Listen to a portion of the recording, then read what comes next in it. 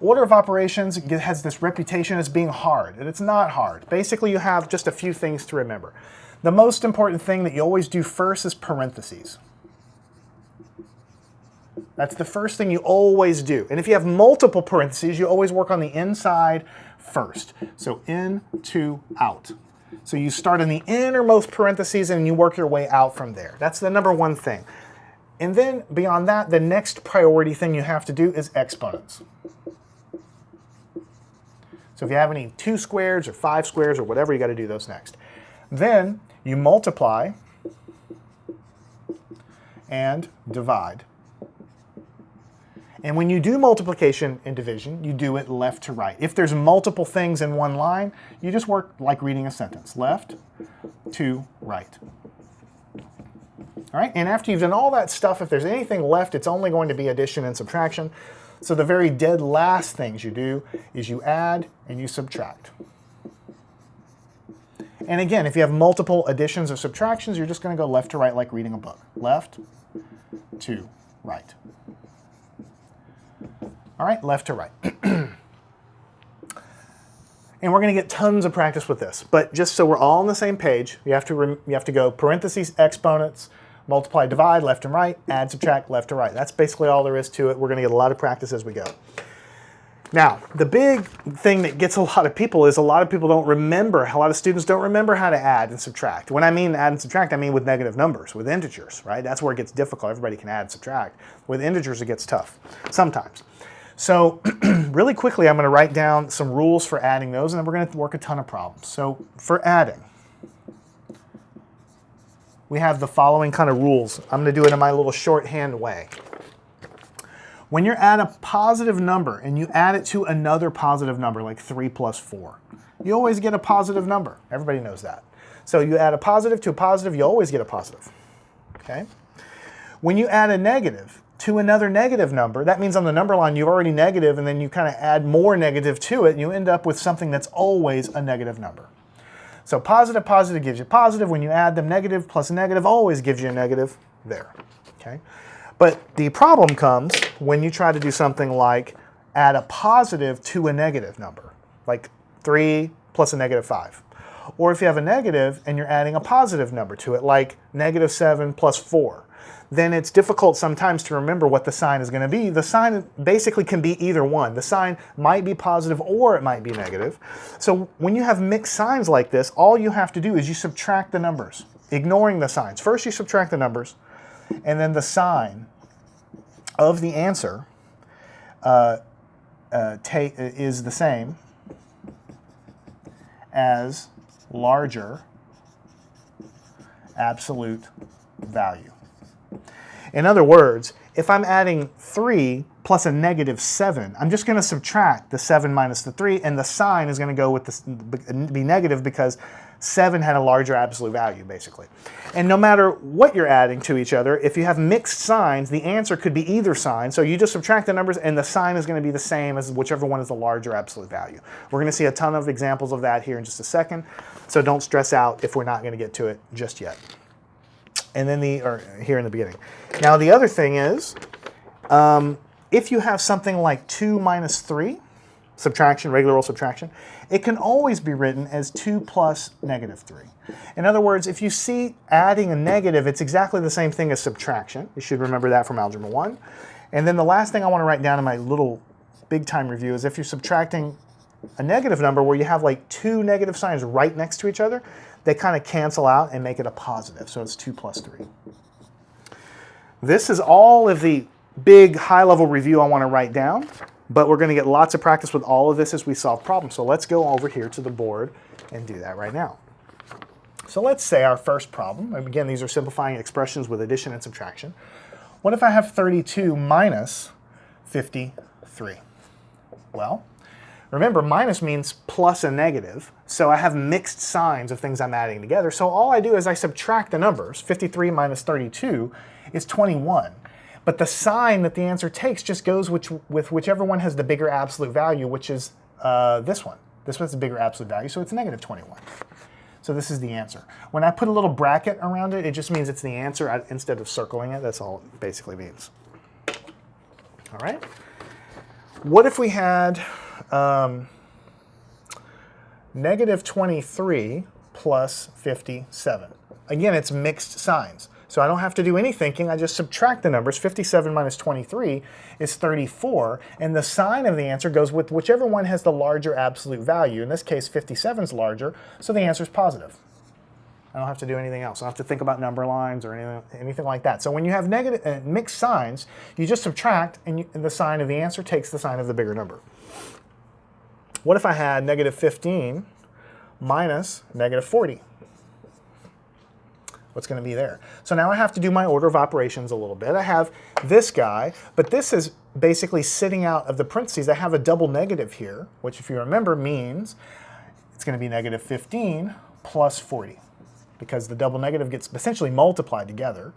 Negative times negative gives you positive. And so I have this guy. Now I'm adding these together. So what's going to happen here is I have mixed signs. I have mixed signs. That means I subtract. What is 40 minus 15? It's going to be 25. And the sign of the answer goes with the sign of the bigger absolute value, which is positive. So that's positive 25. All right. We're just going to do tons and tons and tons of problems. I encourage you to pause and kind of work them yourself. That's fine too. Negative 10.2 plus 17.6. I'm adding two things together with a mixed sign. All I do in that case is I subtract them. What is 17 minus 6 minus 10.2? I'm going to get 7.4. But since it's mixed, the sign of the answer takes the sign of the bigger absolute value, which means it's positive 7.4.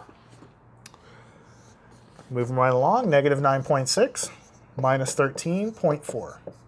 Again, here's a little different. I have a negative minus a number, which is like a negative plus. You could write this, if you want to see it clearly, it's negative 9.6. You could write this as plus a negative 13.4 if you want to, if you need to see it that way. Negative plus negative, remember we said negative plus negative always gives you negative. So either you can think of it like this, or you can just say, well, I have something and I'm subtracting something further from it that's going to go further negative. In any case, the answer is always going to be negative in that case. And I add these numbers together, which will give me 23. So again, positive plus positive always gives me positive. Negative plus negative, when I add two negatives, I add the numbers together, and the answer is negative. So all I did was add these numbers together to get to 23. The answer is negative because it's negative times negative. Now we have quite a few more problems to do, just to give you, this is mostly a warm-up, you know, because you've already done Algebra 1, you already should know this. If you're looking at this and you're like, I have no idea what he's talking about, I don't understand this negative stuff, I don't know why he's adding them, why is he choosing the sign like this, then it just means that your skills from Algebra 1 probably aren't where they need to be. Go back to my Algebra 1 class, because I break all this stuff up into multiple lessons to give you tons of extra practice. This is more of a warm-up to get your brain thinking and to get us all on the same page. All right, next one. What if I have, let me switch colors, 57 minus 13 minus 46. So here's the deal where we have to do order of operations. See, here we have a bunch of addition and subtraction. Actually, it's all subtraction. We don't have any parentheses, we don't have any exponents, we don't have any multiplying or dividing, but we have adding and subtracting. So we do it left to right, just like reading a book. So what we do is we say, what is 57 minus 13? Well, that's a straight subtraction. 57 minus 13 is 44. But I still have my minus 46 there. I haven't done anything with that yet. So what I'll do down here, what is 44 minus 46? So I just subtract the numbers, because you can write this as plus a negative 46 if you want to think of it that way. So you subtract the numbers, that's going to give you 2. 46 minus 44 is 2. The sign goes with the larger absolute value, so it's going to be negative 2. Just like that. All right. Next thing we're going to do, we're just going to get a little bit longer, essentially. They're not going to really get harder, they're just going to have more steps. So what about 68 plus a negative 42 plus a negative 35 plus 17? Again, I have a bunch of addition and subtraction, so I'm just going to work left to right. Now, you do have parentheses here. That's true. But the parentheses here, they don't really have any operation inside of them. There's nothing to do, so you're already done. If there was some addition inside the parentheses, then we would have to do it first. But since there's just a number in there, the only reason the parentheses is there to separate this minus from this plus. So we're done with the parentheses part. Now we just go to the adding and subtracting. We work left to right. What is 68 plus a negative 42? We have mixed signs, so we subtract them. 68 minus 42 is going to be 26, and the sign takes the sign of the larger absolute value, so it's positive. But then we still have plus or minus 35 plus 17. So all we did was add these. The rest of it just comes along for the ride. Next, we do these guys. We have mixed signs, so we subtract. 35 minus 26 is 9. The sign here is going to go with the larger absolute value, giving you negative 9. The plus 17 comes along for the ride. Then you're adding two things that have mixed signs. Again, you subtract them. What's 17 minus 9? You get 8. And the sign goes with the larger absolute value, which is positive, so it's positive 8. That's the final answer. So, again, left to right, I encourage you to do the first addition, carry the rest of the problem, then the next addition, carry the rest of the problem, and so on, so that you can see exactly, what you were doing. There's never any guessing as to what, you were thinking. All right, we just have a few more. What if we have 5 minus 2 minus 9 minus 4 minus 11? So now we have to go back to order of operations. The first thing we do is parentheses. We do what's inside of that first, then the exponent, then multiplying, then adding. So inside of this parentheses, we know we have to do that first. We have some subtraction here. So what we're going to do is we're going to say this is going to be 5. We can't do anything with the 5 yet. We have to work on what's inside of here. What is 2 minus 9? Same as 2 plus a negative 9. So you're going to subtract. 9 minus 2 is 7.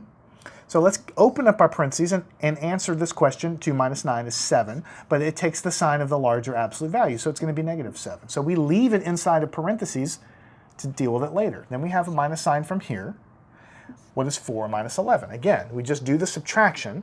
11 minus 4 is again 7, but in this case, we take the larger absolute value. 11 is a larger absolute value than 4, so it's actually going to be negative 7 inside of there. Notice how I did that. I kept the minus signs outside. I left the parentheses in place because now in the next step, what is 5 minus a minus 7? Well, you change this into a plus, so we have plus 7 here. And then you also change this into a plus because this is a minus 7, so it's plus 7. So now you just have regular old addition of positive numbers. 5 plus 7 is 12. And then you still have the plus 7. And then the 12 plus 7 is going to give you 19. Very important to do every step separately, though. Inside of here, we get that answer. Inside of here, we get that answer. Then we multiply in and make it positive. Then we multiply in and make it positive. And that way, we keep everything separate. And everybody knows what everybody was doing. No guessing. All right, we only have 2 more of these guys, but we're going to introduce an absolute value of 6 minus 13 minus absolute value of 22 minus a negative 6. Now, you should treat absolute values kind of like parentheses, actually. So they're grouping, it's grouped together. It has a function, of course. You know what the absolute value already is, but it acts like a parenthesis. So we go inside of here and we say, well, we're going to do this, and then we're going to have to work on what's inside of this also. So here we have what is 6 minus 13. We subtract them as usual. 13 minus 6 is 7. Sign goes with the larger absolute value, so it's negative. Then minus, what do we have here? We have 22 minus a negative 6. We're just going to write it as 22 plus 6 in the next step. We're not going to, the biggest mistake I see a lot of students do is they try to make a plus and then they do the addition in one step. I don't want to see that. I want to see this change into a plus. Then you have, we'll deal with that absolute value later, negative 7. Inside of here, let's handle what's inside, because remember, it's like parentheses. You do what's inside of there first. 22 plus 6, 28. Then, they're like parentheses. What is the absolute value of negative 7? You just take away the sign, make it a positive 7. This minus sign is on the outside, so he doesn't do anything. Absolute value of 28 is, again, 28.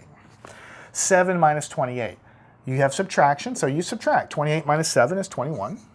And the sign goes with the larger absolute value, so it's actually negative 21.